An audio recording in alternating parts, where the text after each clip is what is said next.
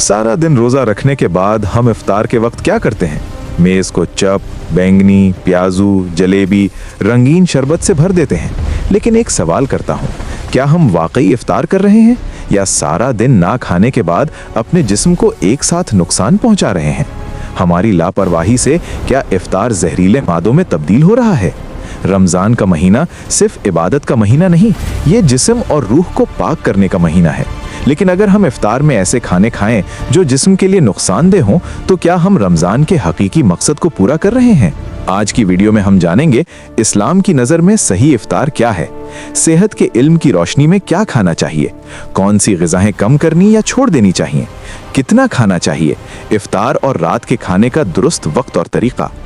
अबू दाऊद की हदीस नंबर 2356 में मज़कूर है कि रसूल अल्लाह सल्लल्लाहु अलैहि वसल्लम मगरिब की नमाज से पहले चंद पके खजूरों से इफ्तार करते थे।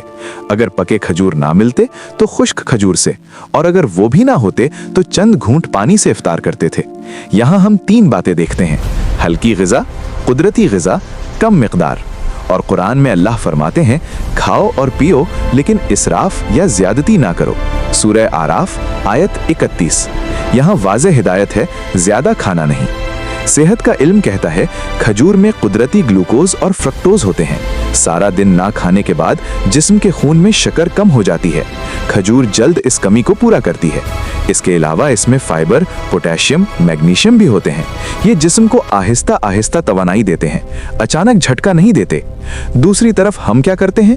1 गिलास सुर्ख सब्ज रंग का शरबत, इसमें इजाफी चीनी। बाजार के बहुत से शरबत पाउडर में मसनूई रंग, फ्लेवर, इजाफी चीनी होती है। ये खून में अचानक शक्कर बढ़ाकर फिर तेजी से कम कर देते हैं। इससे कमजोरी, चक्कर आना, थकान बढ़ती है। अब आते हैं सबसे अहम मसले की तरफ, इफ्तार का जहर। चप, बैंगनी, तली हुई अशिया, ये सब गहरे तेल में तली जाती हैं। एक ही तेल बार बार इस्तेमाल किया जाता है। इससे ट्रांस फैट बनता है। ट्रांस फैट दिल के अमराज का खतरा बढ़ाता है, कोलेस्ट्रॉल बढ़ाता है, हाजमे में मसला पैदा करता है।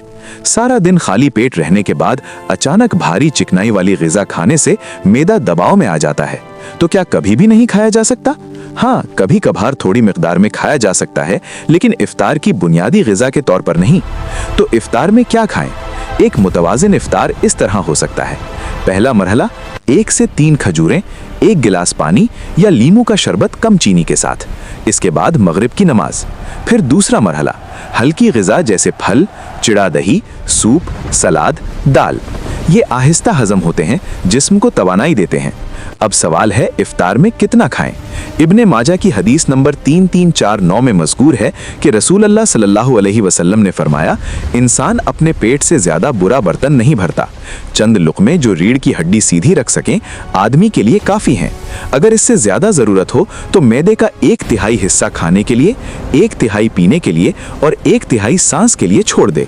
सेहत का इल्म भी कहता है, एक साथ ज़्यादा खाने से तेज़ाबियत, गैस, गनूदगी होती है, तरावीह में दुश्वारी होती है। इसलिए इफ्तार को 2 हिस्सों में तकसीम करना बेहतर है। पहले हल्का, फिर वक्फा, फिर असल खाना। इशा और तरावीह से पहले बहुत भारी खाना ना खाना बेहतर है। तरावीह के बाद रात का खाना खाया जा सकता है। रात के खाने में चावल या रोटी, दाल, सब्जी, मछली या हल्का प्रोटीन। ज़्यादा तली हुई या मसालेदार ग़िज़ा से परहेज़ बेहतर है। आज इफ्तार एक त्यौहार के बाजार में तब्दील हो गया है। रंगीन शरबत, तली हुई अशिया, इजाफी मिठास। लेकिन रमज़ान हमें सिखाता है एतदाल, सिर्फ कम खाना नहीं बल्कि सही तरीके से खाना। अगर हम सारा दिन ना खाकर इफ्तार में जिस्म को नुकसान पहुंचाएं तो रोज़े के जिस्मानी फ़वाइद ज़ाया हो जाते हैं। रमज़ान हमें कंट्रोल सिखाता है।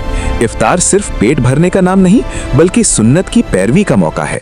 आज से कोशिश करें, चप और बैंगनी को इफ्तार की बुनियादी ग़िज़ा नहीं बनाएंगे। कुदरती, हल्की, सुन्नत के मुताबिक ग़िज़ा इख्तियार करेंगे। कम खाएंगे, आहिस्ता खाएंगे, वक्त से देकर खाएंगे। आप आज इफ्तार में क्या खाएंगे? कमेंट में लिखें। वीडियो शेयर करें ताकि दूसरे भी बाखबर रहें। रमज़ान सेहत और इबादत का महीना बने।